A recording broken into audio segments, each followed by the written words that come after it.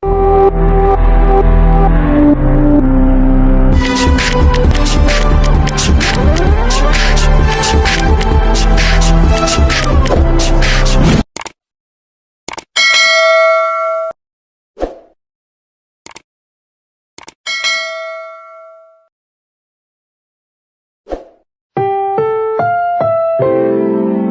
programang ito ay rated SPG, striktong patnubay at gabay ng magulang ang kailangan. Maaaring may masiselang tema, lengguwahe, karahasan, sexual, horror o droga na hindi angkop sa mga bata.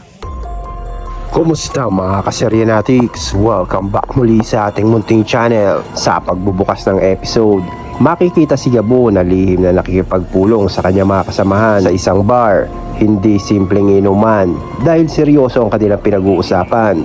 Dito na nila pinagplanuhan ang susunod nilang hakbang laban sa grupong matagal na nga nilang binabantayan. Habang nagpapalitan nga sila ng impormasyon, malinaw na alam nilang anumang maling galaw ay maaaring magbunyag ng kanilang tunay na misyon. Kaya bawat isa ay nagbibigay ng opinyon kung paano nga nila may sasagawa ang operasyon nang hindi nahahalata ng kanilang mga kalaban. Samantala, sa kabilang panig ay muling ipinakita ang impluensya ng isang makapangyarihang personalidad sa lugar. Kasama ang kanyang mga tauhan, ipinakita niyang hawak pa rin niya ang takbo ng kanilang operasyon. Kitang-kita na hindi basta-basta ang kanilang organisasyon at handa nga silang alisin ang sino mang haharang sa kanilang mga plano. Habang tumitindi ang sitwasyon, mas naging maingat si Gabo sa bawat kilos niya. Hindi siya basta sumusugod dahil alam niya mas mahalaga ang tamang tiyempo kaysa padalos-dalos na aksyon. Sa isa ng mga eksena, napansin naman ni Gabo ang kahina-hinalang kilos ng ilang tao sa loob nga ng bar.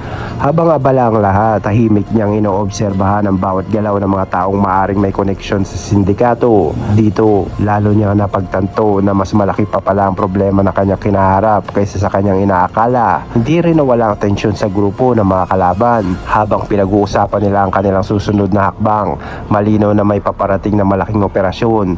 Isa itong senyales na mas magiging mapanganib ang mga susunod na araw para kay Gabo at sa kanyang mga kasama. Samantala, ang isang emosyonal na tagpo rin na inaganap sa tahanan ng pamilya ni Gabo. Kitang-kita ang pag-alala ang kanyang mga mahal sa buhay habang patuloy siyang nasasangkot sa mga mapanganib na sitwasyon. Bagamat nais nila siyang maprotektahan, alam nila na hindi basta-basta tatalikuran ni Gabo ang kanyang misyon. Ito ang nagpapaalala na bukod sa pagiging matapang, dala rin ni Gabo ang responsibilidad na ipinaglalaban sa mga taong mahal niya. Habang papalapit ang pagtatapos ng episode, lalo pang tumitindi ang suspense. Ipinakita na unti-unti na nagsasara ang pagitan ni Gabo at ng kanyang mga kalaban. Parehong kampo ay naghahanda na sa susunod na malaking konfrontasyon. At dahil dito, mukhang mas magiging matindi pa ang mga susunod na episode. Habang lumalalim ang kanyang investigasyon, mas marami ring lihim na mabubunyag at mas maraming karakter ang mga masusubok ang katapatan. Mga kasigabo, sa tingin nyo, baka kalusot kaya si Gabo sa kanyang mapanganib na misyon o may panibagong pagtataksil na naman na mangyayari sa mga susunod na kabanata? I-comment nyo ang inyong mga hula sa ibaba.